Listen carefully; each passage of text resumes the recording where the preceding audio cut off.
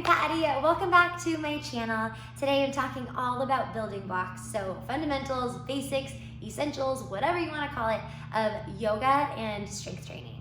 I wanted to make this video because back when I started my fitness journey, I remember being so confused about what muscles to engage, how to move my body, and there's so many aspects to movement that when you're just starting out, all you're thinking about is where the heck am I gonna put my body parts, right? So I decided to consolidate 5 key essential tips that I thought were really important to building a strong foundation for starting a fitness practice, a fitness or yoga practice. So hopefully they help. But before we begin, I just wanted to mention that if you are new to yoga or to fitness, it is important to consult your physician or a healthcare professional. So the first one is abdominal bracing.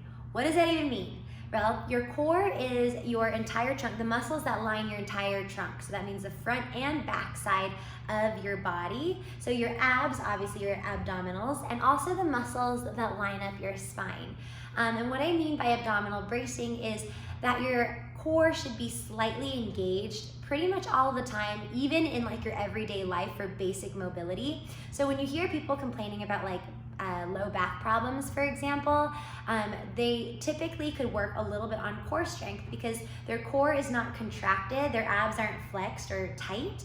That way, and that makes the muscles along their spine have to work a little bit harder, because if one side doesn't work, then the other side has to take over some of that work, right?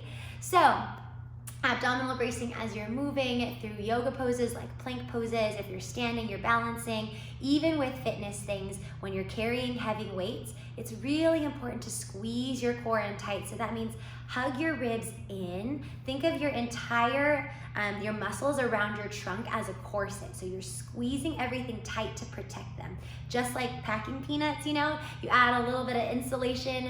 So in yoga, especially when you're moving through postures like plank pose, balancing poses, a lot of inversions, having that core strength is so important because it squeezes everything to the midline and keeps your center of gravity nice and tight towards the midline. And same thing with strength training. As you're moving in space, as you're lifting heavy things, you really want to make sure you're protecting your spine, and that's where all that core engagement, that ab engagement comes in handy. The second one is joint alignment. This one is super important because especially if you're wanting to incorporate fitness into your lifestyle, it's really important for your joint and bone health over a long period of time. So what does it mean? It means when you're doing different poses, it's the alignment of your major joints, so like your shoulder, your elbows, your wrists, your hips, your knees, and your ankles.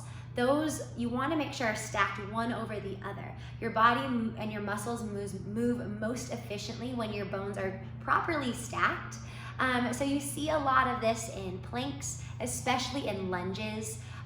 You see a lot of knees that are going too far in or too far out past the ankle, and that can really wear down on your knee over time. So this is really important in just building those foundations so you can get those lunges, those squats in, anything with a warrior 1, a warrior 2, basic plank pose. So really focus on where your joints are before you move into a different posture or before you move into a different exercise.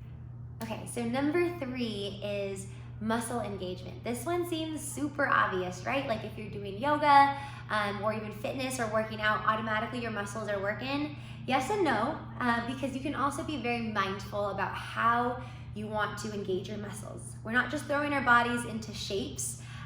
You really want to think about how to maximize the strength that you're building in your muscles, because that's so important with stabilization. It's so important with mobility. For example, in yoga, if you're in a warrior 2, it seems like your legs are doing most of the work, right? Well, you can get a little bit deeper into the posture by really strengthening your leg muscles. You can also find stability and balance by strengthening your core muscles, abdominal bracing, or you could also really activate your upper arm muscles, even though they're not moving or not touching anything.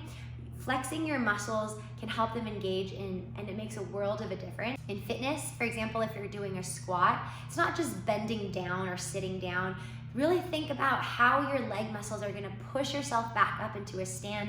I promise you'll feel a difference, and it makes the workout so much harder and so much more efficient. Number 4 is shoulder shrugging. I see this so much in yoga, especially when people are just starting out.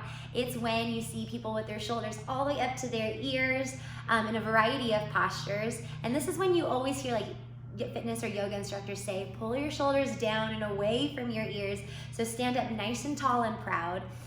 This one is really important because when your shoulders are hunched up to your ears, it can really tighten the muscles around your neck, which can mess up the alignment in your spine. So we're really working for spinal elongation, sitting up nice and tall and strengthening a lot of those postural muscles that keep your spine nice and healthy.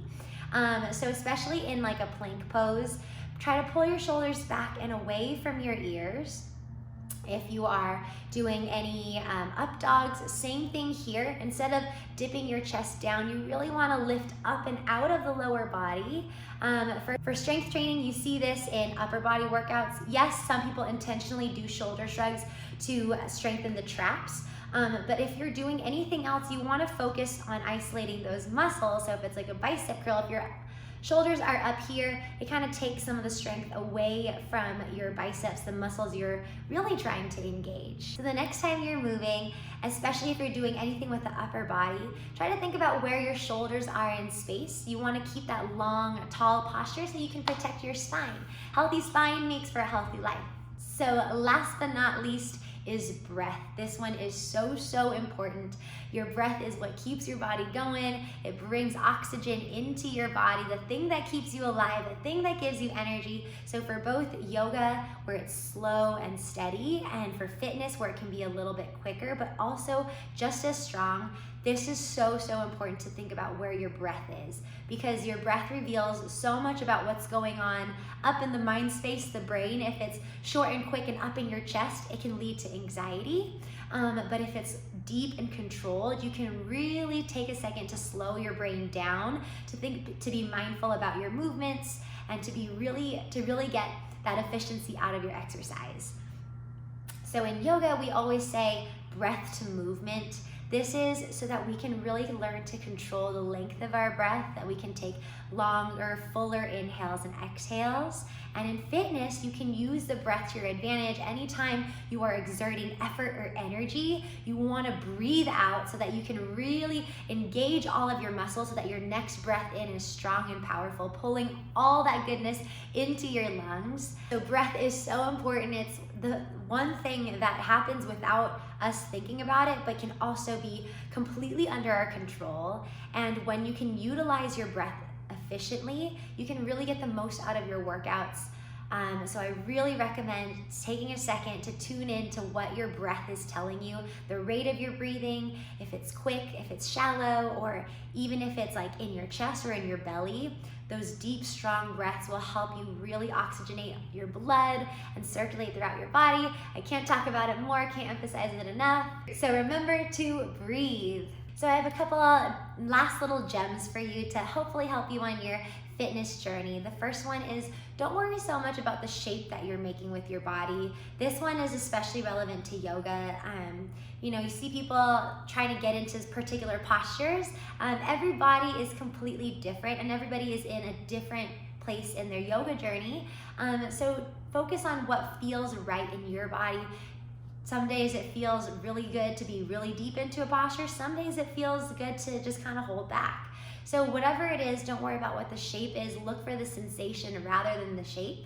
So the last, and I think the most important tidbit, is to be patient. Change doesn't happen overnight, but it does happen with consistency. And I am all for a healthy lifestyle, which means incorporating movement into your everyday routine, your everyday schedule. It doesn't always have to be difficult or hardworking or break a sweat. It can be anything from as simple as just gentle stretching, because at the end of the day, it's not what you look like on the outside, but it's like how you're going to be able to move in 5, 10, 15 years. That is what builds a healthy lifestyle. Thanks so much for watching. I hope that these building blocks were useful and will help you in your movement journey. Let me know if they work out for you, or if you're confused by any of them. Feel free to comment in whatever below, or hit me up on Instagram, social media. I'm more than happy to help you. I'm a firm believer that movement is so important in a healthy lifestyle. So be sure to like, comment, and subscribe. Thank you so much for stopping by. I'll see you guys next time. Bye. Whew. All right.